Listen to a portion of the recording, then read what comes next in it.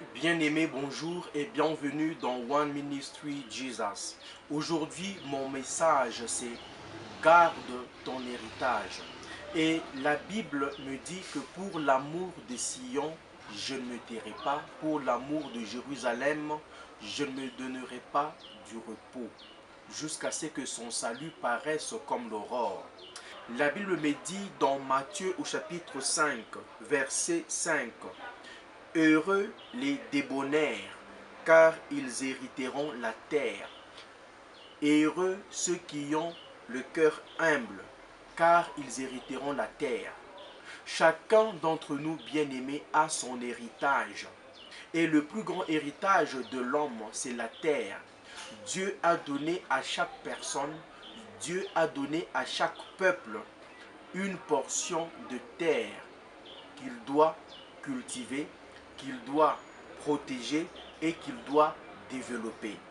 À nous, Congolais, Dieu nous a donné la République démocratique du Congo. À nous, Congolais, Dieu nous a donné notre pays.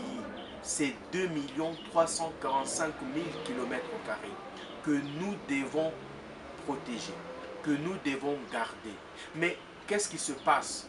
Il y a eu l'invasion. Quand le Seigneur dit heureux les débonnaires car ils hériteront la terre, parce que le Seigneur sait aussi qu'il y a les cœurs hautains qui n'ont pas reçu la terre ou qui n'ont pas reçu ce qui est important, qui vont faire la guerre à ceux qui ont reçu un héritage considérable.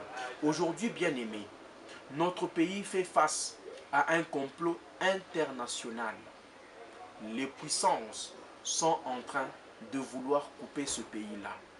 Qu'allons-nous faire, bien-aimés? La parole de Dieu me dit dans Néhémie maintenant, dans Néhémie au chapitre 4, verset 9, Néhémie s'est retrouvé aussi dans une situation à peu près pareille. Il était à Babylone, il est rentré pour la reconstruction de son pays. Il a trouvé que les étrangers avaient pris possession de sa terre, de son pays, les Tobija, les Sambalat et les autres, avec la complicité d'autres juifs. Qu'est-ce que Néhémie a fait? Néhémie avait regroupé un groupe de gens pour la reconstruction du mur. Alors il a dit, pendant que les travaux avançaient, la colère était montée dans le cœur de Sambalat, de Tobija et des autres. Et au verset 9, vu la menace qui frappait, Néhémie dit, nous priâmes Dieu, nous établîmes une garde de jour et de nuit pour défendre contre leurs attaques. Ici, bien-aimés, nous devons faire preuve de l'équilibre entre la foi en Dieu et notre devoir de vigilance.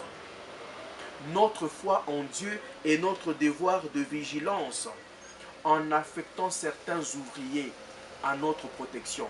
Que nous avons d'ailleurs nos vaillants héros, nos soldats, nos FRDC.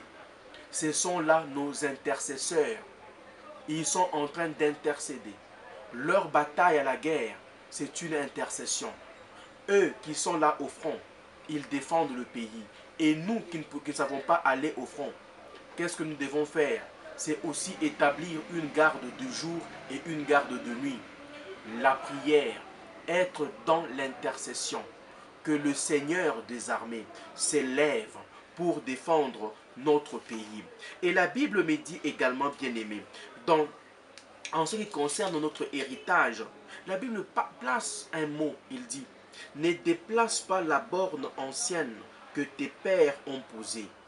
Ça, c'est Proverbe au chapitre 22, verset 28. Et au chapitre 23, verset 10, la Bible dit, ne déplace pas la borne ancienne et n'entre pas dans le champ des orphelins.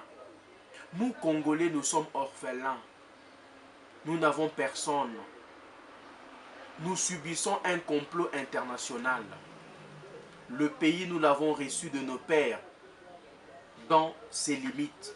Et aujourd'hui, c'est lui qui n'a pas reçu d'héritage consistant. C'est lui qui n'a pas eu la piété dans son cœur est venu pour déplacer les bornes. Et bien aimé, aujourd'hui, il y a la menace qui pèse sur notre pays. On a déplacé les bornes. Qu'allons-nous faire? C'est de récupérer notre territoire, son intégrité.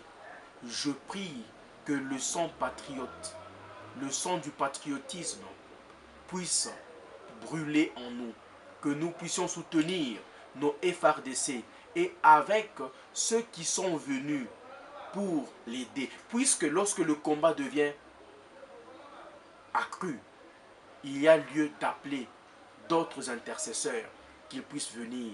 Lorsque tu vois que ce combat, il est au-delà de ta force, associe d'autres intercesseurs. Lorsque ta bataille est vraiment grande, associe d'autres intercesseurs, qu'ils viennent prier avec toi, car la victoire est à vous. Votre héritage peut être votre santé, pour nous les chrétiens, peut être votre mariage, peut être votre business, peut être tout ce que vous chérissez. Mais lorsque vous vous rendez compte que l'ennemi a déjà attaqué votre territoire, qu'est-ce que vous allez faire?